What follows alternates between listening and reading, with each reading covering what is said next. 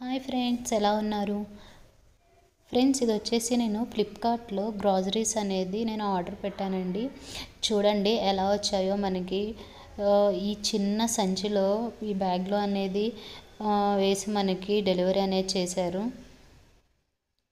కొంచెం బాక్స్లో పెట్టి పంపిస్తే బాగుంటుంది అనేది నాకు అనిపించింది. ఫ్లిప్కార్ట్ అనేది పెద్ద కామర్స్ సంస్థ కాబట్టి అట్లీస్ట్ బాక్స్లో పెట్టి పంపిస్తే బాగుండేది అనిపించింది.